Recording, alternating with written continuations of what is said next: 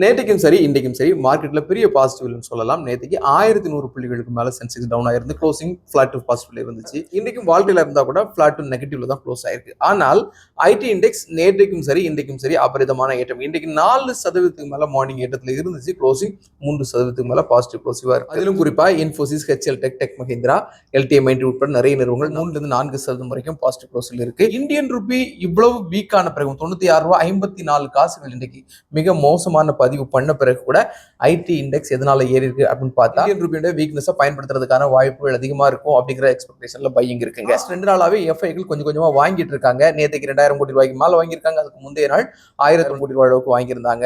இந்த ரெண்டுமே ஐடி இண்டெக்ஸ்ல பெருவாரியா வாங்கியிருக்கிறதுக்கான வாய்ப்புகளை காமிக்குது. மார்க்கெட்ல வார் அதே மாதிரி ஆயில் பிரைசஸ் உடைய ஒரு அன்சர்டனிட்டி இருக்கக்கூடிய இந்த நேரத்துல இந்தியன் ரூபி 96 ரூபாய்க்கு மேல மிக மோசமா பதிவு பண்ணக்கூடிய இந்த நேரத்துல ஐடி செக்டர் ஏறி இருக்கிறதுக்கு இதுதான் முக்கியமான காரணம். ஏன்னா ஐடி நிறுவனங்கள் டாலர்ல தான் அவங்களுடைய வருமானத்தை வாங்கிட்டு இருக்காங்க. ஸோ இந்தியன் ரூபி வீக்காக இந்தியால இருந்து ஏற்றுமதி பண்ணக்கூடிய, அதாவது இந்தியால இருந்து சாஃப்ட்வேர் சர்வீஸ் கொடுக்குறாங்க இல்லையா, இந்த ஐடி நிறுவனங்கள் அவங்களுக்கான வருமானம் அதிகமாக வரக்கூடிய எதிர்பார்ப்பு இருக்குது. ஏற்கனவே கம்மியான விலையில ஐடி ஸ்டாக்ஸ் எல்லாம் இருந்துட்டு இருக்கு. இந்த நேரத்தை எஃப்ஐக்கள் இந்த கம்மியான விலையில வாங்க தொடங்கி இருக்காங்களோ அப்படின்னு தான் நம்மளை யோசிக்க வச்சிருக்கு. இந்தியன் ரூபி கண்டினியூவா வீக்னஸ் ஆச்சுன்னா அது ஐடிக்கு தான் பெரிய ஃபேவரா இருக்கும். அவங்களுடைய வருமானம், லாபங்கள் அதிகரிக்க வாய்ப்புகள் இருக்கு. அவங்களுடைய ஆர்டர்ஸோட அந்த ஸ்ட்ரெங்க்னஸ் கொஞ்சம் வந்துருச்சுன்னா உண்மையிலே நல்ல ரெவன்யூ அவங்க ஜென்ரேட் பண்றதுக்கான வாய்ப்புகள் இருக்கு. இருந்தாலும் அதிகமா நாம இறக்குமதி பண்ணக்கூடிய குடாயில், அதே மாதிரி தங்கம், வெள்ளி இந்த மாதிரி பட்டதுக்கு டாக்ஸ் அதிகமா போட்டிருந்த பிறகும், பெட்ரோல் டீசல் விலை திரும்ப இன்றைக்கு மார்னிங் திரும்ப ஒரு ஹைக் வந்த பிறகும் கூட ஆயில் நிறுவனங்கள் கொஞ்சம் கொஞ்சமா லாப பாதிக்கு வந்துட்டு இருக்காங்க.